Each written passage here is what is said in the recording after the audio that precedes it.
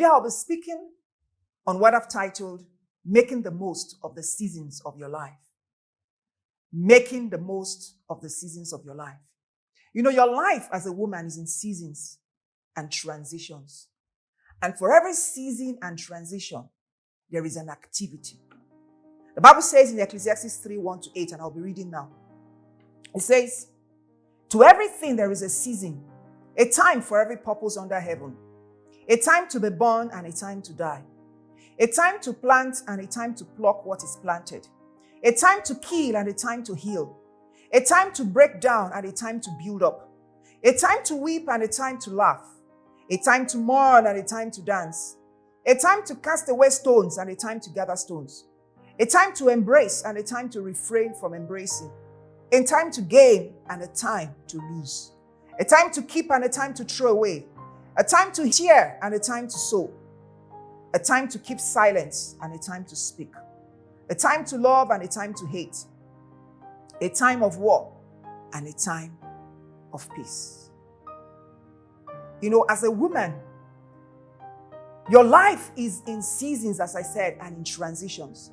And for each and every one of that season and transition, there is an activity that must be done.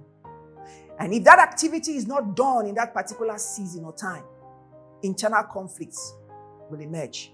You know, unlike a man that has just the productive role, our lives as women, we have the productive, which the work we have to do, we have the reproductive roles as well. And both of them come with enormous responsibility. You know, as a woman, seasons of your life, you're first a child, somebody's daughter. And then you are a sister. And then you are a wife. And then you are a mother. And then you are a citizen. And then you are a worker in God's hands. You know, Proverbs 31:10-31 gives us an ideal picture of the world of a woman. She's a wife, she's a mother, she's a worker, she's an entrepreneur, she's a servant of God, a philanthropist, she's a housewife, a cook, a nurturer, a counselor, a keeper, a watcher of her home, a decision maker, a supporter, a friend, a sister, and a child of God with a God-ordained assignment. Now, some of the seasons that a woman goes through, she goes through the season of marriage, she goes through the season of motherhood, and then there's this transition of moving from place to place. Then there's the transition of menopause, there's child rearing, there's the empty nest when the children leave home, and then there's retirement. There's moving from place to place because of your spouse. Each different season comes with its own challenges. You know, because a woman is always connected with somebody. She's somebody's sister, she's somebody's wife, she's somebody's mother, she's somebody's daughter. And so the life of a woman in each of those seasons can hardly be lived in isolation. Before she makes important decisions of her life, she's got to consider others. How will the decisions of her life affect the lives of other people who she's connected with? Her children, her husband, her community. A woman hardly makes decisions based on herself alone, on her own self or selfish motives. And as a result of that, each season of her life has a tendency to bring forth its own challenges. Some seasons of a woman's life, it's impossible to pursue her dreams. Some seasons make it difficult to pursue her dreams. Some seasons make it impossible to pursue her dreams. Some seasons can be said to be dream killers. I want to read some of the seasons of a woman's life and let you know some of the challenges that they portray. The season of marriage and motherhood. If you are in the season of marriage and motherhood, it can have a significant influence on your life.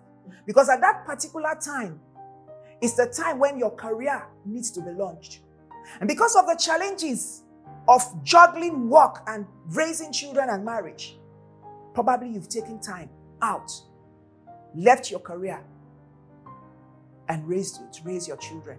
And you're currently struggling. Tendencies that you're currently struggling with the challenges of, who am I? You've lost a sense of your identity, a sense of who you are. You've lost touch with your purpose, with your passion, with the dreams you had for your future as a young girl. But all hope is not lost. We're talking about how you can make the most of the seasons of your life. You know, I had my first two children in quick successions. just want to share a personal story. I had my first 2 children in quick succession, so I had to take a career break after my second child. I took a career break which spanned about 6 to 7 years.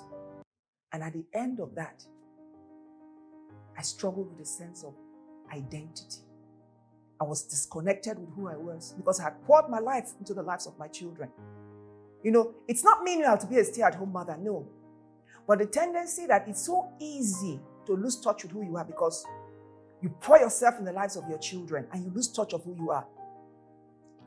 But we're going to be talking about how we can make the most of that season of our lives.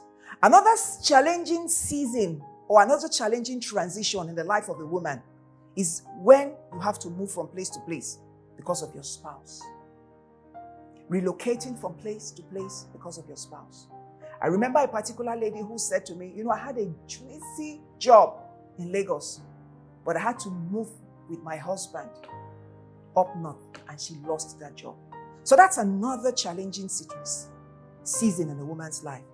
The midlife season is another difficult transition, a difficult season in a woman's life. That season can be a rude awakening. I shared some of the challenges that women go through in their midlife in one of the episodes. It's a time when you are juggling with different changes. You're afraid of your future. You're juggling the physical changes of your time. Your looks are no longer the same. Gravity has taken place in some places. Your marriage has lost its spark. You're juggling with emptiness. The children are leaving home. You find, what am I going to do with myself? You're regretting some of the decisions you made in your yesteryears. So the midlife season is another transition, a season in a woman's life. Other specific seasons which throw up their own set of challenges include being a matured single and having to struggle with loneliness and with the stigma of society saying, when are you going to get married? And the pressures of society putting pressure on you. So that's another season a woman goes through. There's another season of transition where you're separated or divorced and having to start life all over again by yourself. Another season is the season of menopause, hormonal changes, physical changes, and discomfort. What about widowhood? Having to deal with loneliness, grief, fear, financial insecurity because your breadwinning spouse is no longer alive. There's also the challenge, the season of retirement, when you're dealing with financial insecurity and what you will do with your time. Now, if you are going through any of this season that I've talked about, I understand. I know that each of this season has a tendency to make you unfulfilled, unhappy, because of the numerous challenges you are struggling with. But you do not have to be a victim of the seasons and transitions in your life. You do not have to be a victim of the seasons and transitions of your life. You can choose to stay on top of them. You can learn how to be happy, fulfilled, and satisfied. You can learn how to be happy, fulfilled, and satisfied irrespective of the season you are going through. You can take control and choose to stay on top of the challenges of each season because you know what? You have the power to do so. In the next episode, I'll be sharing with you how you can make the most of whatever season you are in, whether it's a season of midlife, whether it's a season of motherhood, whether it's a season of rearing your children, whatever season you are in, I'll be showing you and sharing with you how you can make the most of the season of your life and stay on top of it.